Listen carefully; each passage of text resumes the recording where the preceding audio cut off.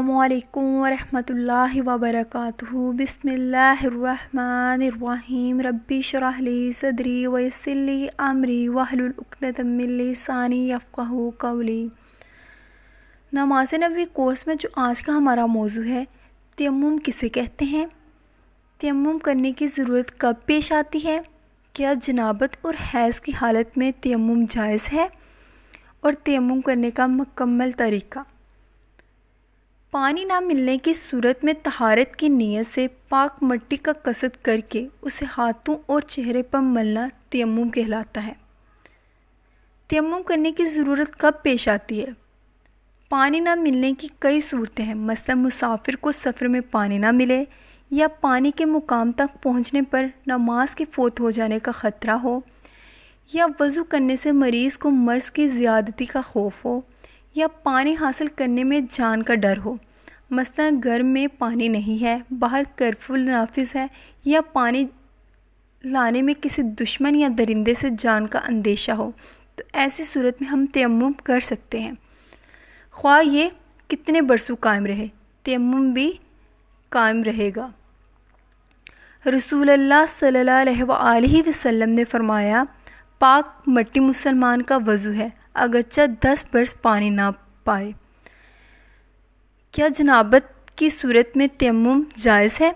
سیدنا عمران رضی اللہ تعالیٰ عنہ روایت کرتے ہیں کہ ہم رسول اللہ صلی اللہ علیہ وآلہ وسلم کے ساتھ سفر میں تھے، آپ نے لوگوں کو نماز پڑھائی۔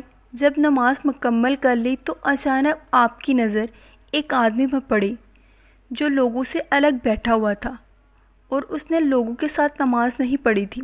رسول اللہ صلی اللہ علیہ وآلہ وسلم نے اس سے پوچھا، اے فلاں، لوگوں کے ساتھ نماز پڑھنے سے تجھے کس چیز نے روکا؟ اس نے کہا، مجھے جنابت پہنچی اور پانی نہ مل سکا۔ آپ نے فرمایا، تجھ پر مٹی سے تیمم کرنا لازم ہے، بس وہ تیرے لیے کافی ہے۔ ابن عباس رضی اللہ تعالیٰ عنہ فرماتے ہیں کہ سردی کا موسم تھا، ایک آدمی کو غسل جنابت کی ضرورت پیش آئی۔ اس نے اس بارے میں دریافت کیا تو اسے غسل کرنے کو کہا گیا۔ اس نے غسل کیا جس سے اس کی موت واقع ہوگی۔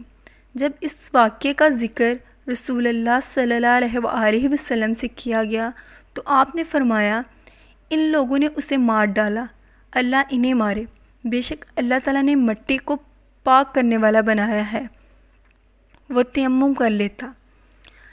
عبداللہ بن عمر رضی اللہ تعالیٰ عنہ نے فرمایا، اگر زخم پر پٹی بندھی ہوئی ہو تو وضو کرتے وقت پٹی پر مسح کر لیں اور ارد گرد کو دھو لیں۔ معلوم ہوا کہ اگر کسی بیمار یا کمزور آدمی کو احتلام ہو جائے اور غسل کرنا اس کے لیے ہلاکت یا بیماری کا موجب ہو تو اسے تیمم کر کے نماز پڑھ لینی چاہیے۔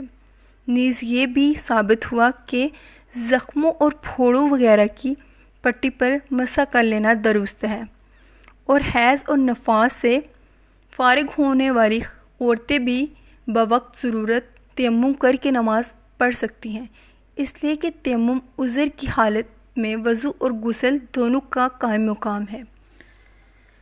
تیمم کا طریقہ۔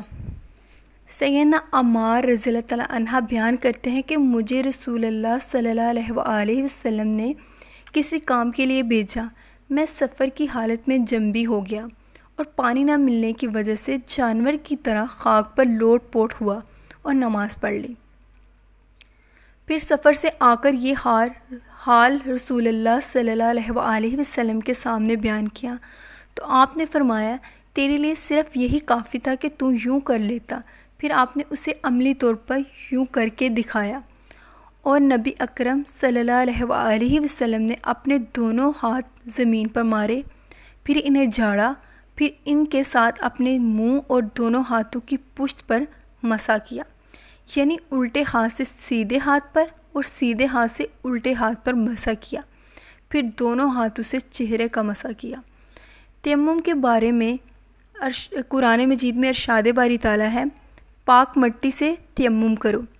اس آیت کی روح سے تیمم پاک مٹی سے کرنا چاہیے۔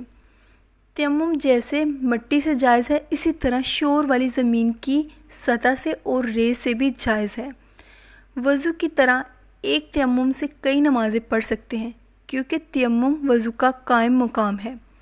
جن چیزوں سے وضو ٹوٹتا ہے انہی چیزوں سے تیمم بھی ٹوٹ جاتا ہے۔